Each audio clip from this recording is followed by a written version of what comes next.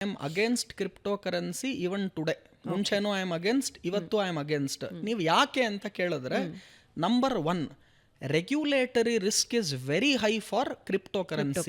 ಏನು ಈ regulatory risk ಅಂದರೆ, ಒಂದ್ಸಲ ಗೌರ್ಮೆಂಟ್ ಇದನ್ನ ಸರಿ ಅನ್ನತ್ತೆ, ಇನ್ನೊಂದ್ಸಲ ತಪ್ಪು ಅನ್ನತ್ತೆ, ಒಂದ್ಸಲ ಅಮೇರಿಕನ್ ಗೌರ್ಮೆಂಟ್ ಬೇಡ ಅನ್ನತ್ತೆ, ಇನ್ನೊಂದ್ಸಲ ಇಂಡಿಯನ್ ಗೌರ್ಮೆಂಟ್ ಬೇಡ ಅನ್ನತ್ತೆ. ಅಂದರೆ ಇಡೀ ವಿಶ್ವದಲ್ಲಿ ಎಲ್ಲ ಗೌರ್ಮೆಂಟ್ಗಳು ಒಂದೇ ಸ್ಟ್ಯಾಂಡನ್ನು ಕ್ರಿಪ್ಟೋ ಕರೆನ್ಸಿಲಿ ತಗೊಂಡಿಲ್ಲ.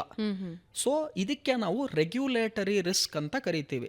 ಸೊ ಕ್ರಿಪ್ಟೋ ಕರೆನ್ಸಿಯಲ್ಲಿ ರೆಗ್ಯುಲೇಟರಿ ರಿಸ್ಕ್ ಇರೋದ್ರಿಂದ ನಾನು ಯಾವತ್ತೂ ಕೂಡ ಕ್ರಿಪ್ಟೋ ಕರೆನ್ಸಿಯನ್ನು ಹೂಡಿಕೆಯಾಗಿ ನೋಡೇ ಇಲ್ಲ. ನೀವು ಲಾಟ್ರಿ ಟಿಕೆಟ್ ತೊಗೊಳೋ ಬದಲು ಕ್ರಿಪ್ಟೋ ಕರೆನ್ಸಿ ತೊಗೋಬೋದು. ₹100 ಒಂದು ₹5 ನಾನು ಕ್ರಿಪ್ಟೋ ಕರೆನ್ಸಿಗೆ ಹಾಕಿದಾಗ ಅದು ಹೋದರೂ ಕೂಡ ನನಗೇನು ಯೋಚನೆ ಇಲ್ಲ. ಅದರ ಜನ ಏನು ಮಾಡ್ತಾರೆ, ಬೇಗ ಶ್ರೀಮಂತರಾಗಬೇಕು, ದಿಢೀರ್ ಶ್ರೀಮಂತರಾಗಬೇಕು ಅಂತ ಅವ್ರ ಹತ್ರ ₹100 ಇದ್ದರೆ ಇನ್ನೊಂದು ₹100 ಸಾಲ ಮಾಡಿ ₹200 ಕ್ರಿಪ್ಟೋ ಕರೆನ್ಸಿಗೆ ಹಾಕ್ತಾರೆ. So ₹100 maximum ₹5. ಬಟ್ ನಾನು ಝೀರೋ, ₹1 ನಾನು ಹಾಕಲ್ಲ ₹100 ಕ್ರಿಪ್ಟೋ ಕರೆನ್ಸಿಗೆ.